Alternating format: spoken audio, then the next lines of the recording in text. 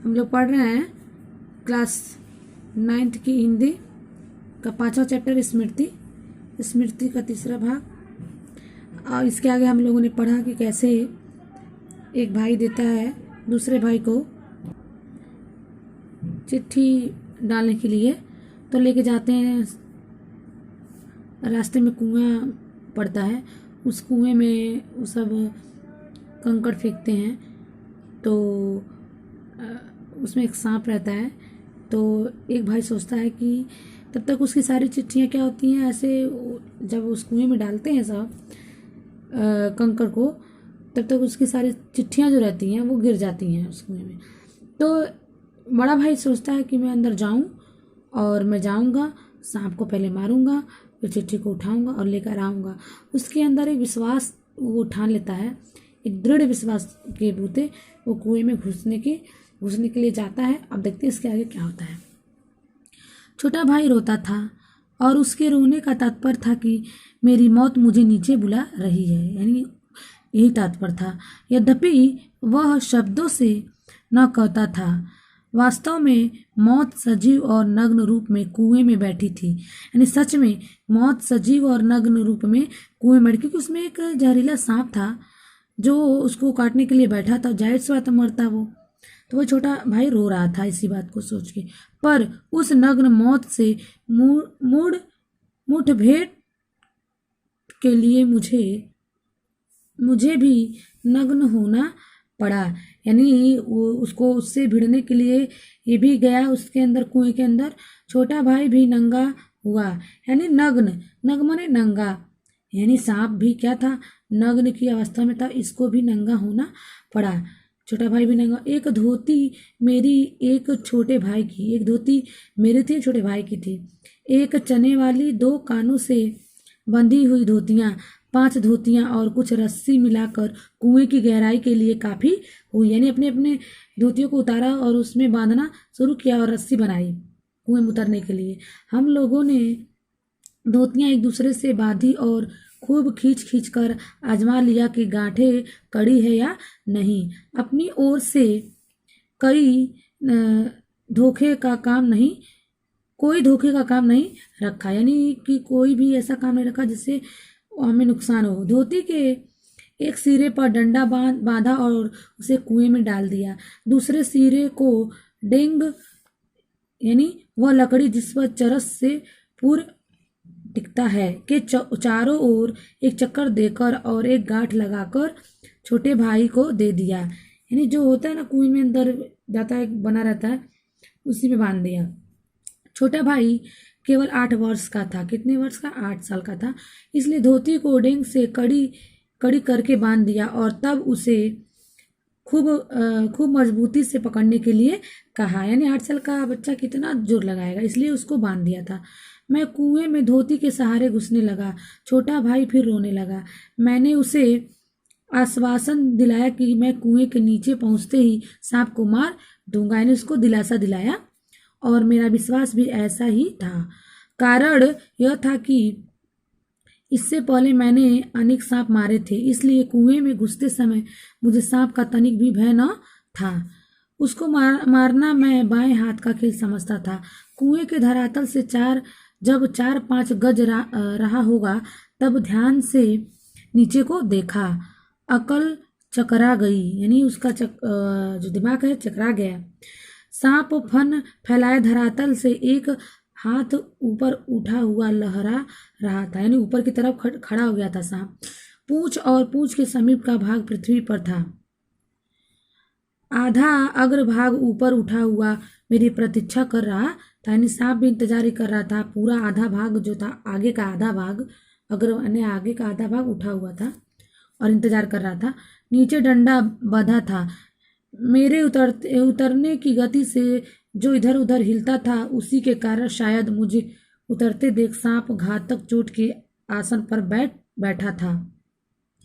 सपेरा जैसे बीन बजाकर सांप को खिलाता है और सांप क्रोधित हो फन फैलाकर खड़ा होता है तथा फुकार मारकर चोट करता है, ठीक उसी प्रकार सांप तैयार था।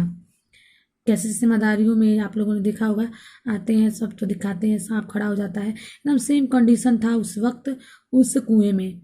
और सांप क्रोधित हो फन फैलाकर खड़ा तैयार था। उसका प्रतिद्वंदी मैं उससे कुछ ही ऊपर धोती पकड़े लटक रहा था। धोती धोती डेंग से बंधी होने के कारण कुएं के बीचों बीच लटक रही थी और मुझे कुएं के धरातल की परिधि के बीचों बीच उतरना था।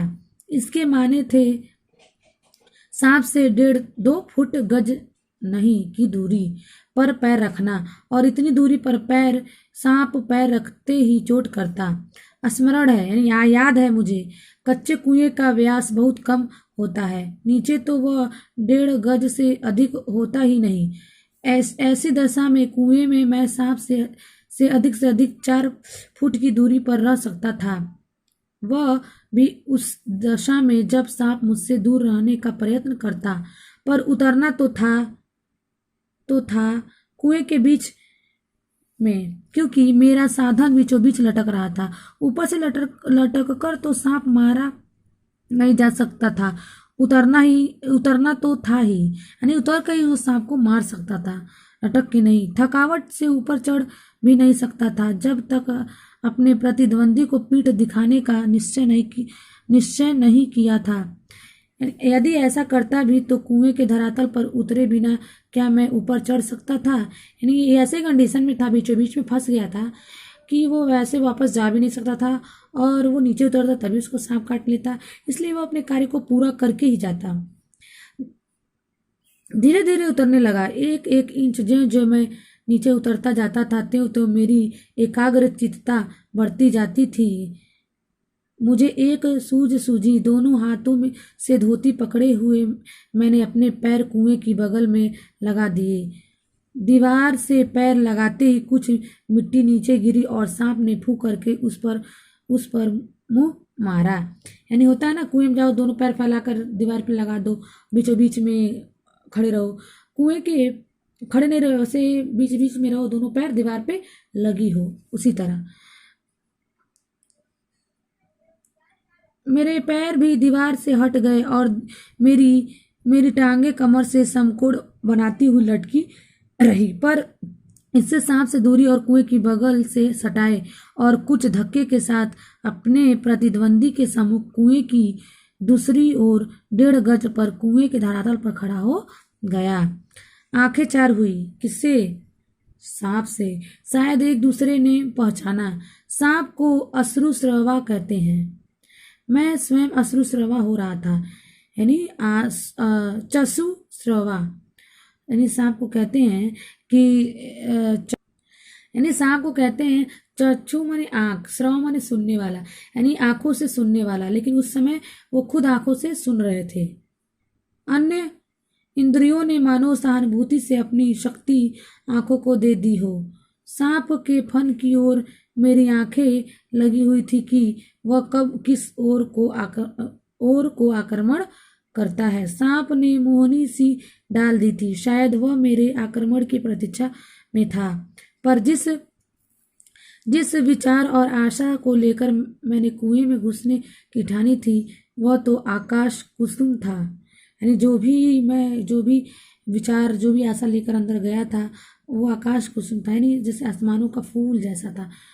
मनुष्य का अनुमान और भावी योजनाएं कभी कभी कितनी मिथ्या और उल्टी निकलती है। यानी कभी कभी मनुष्य की जो भावी और योजनाएं होती है, अनुमान होता है, वो क्या होता है, झूठी निकलती है। मिथ्या मतलब झूठी हो जाती है, उल्टी पड़ जाती है। मुझे सांप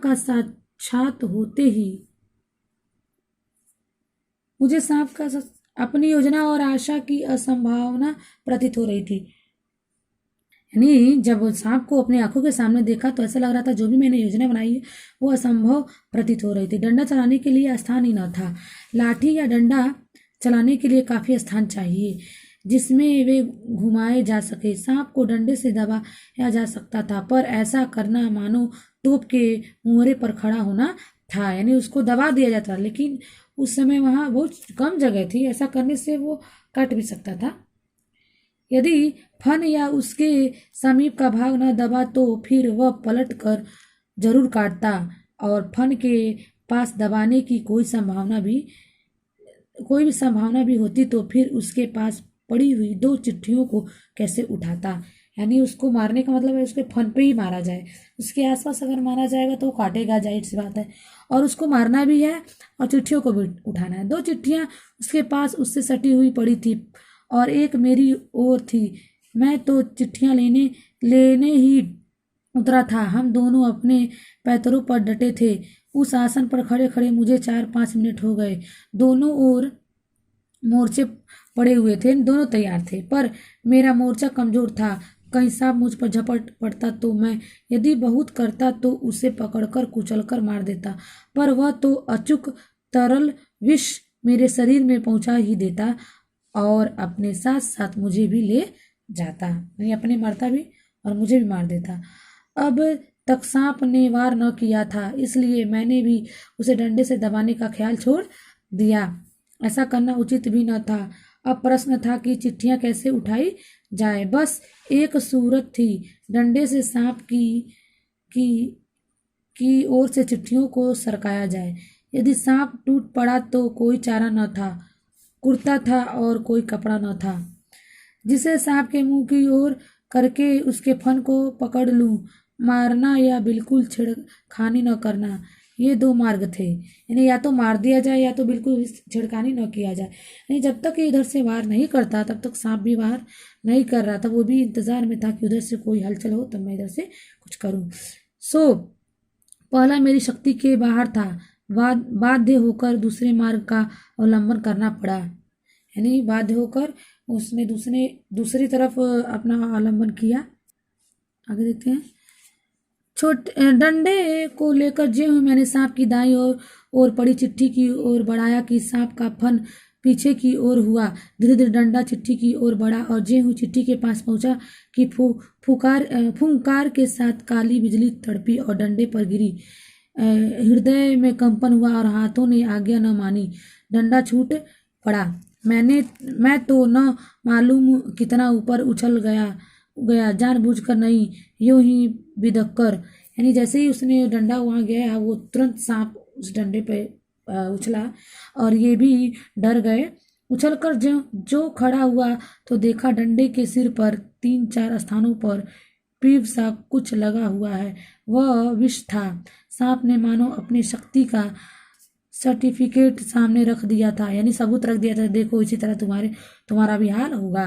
पर मैं तो उसकी योग्यता का पहले ही से कायल था, यानी मालूम था मुझे पहले से ही, उस सर्टिफिकेट की जरूरत न थी।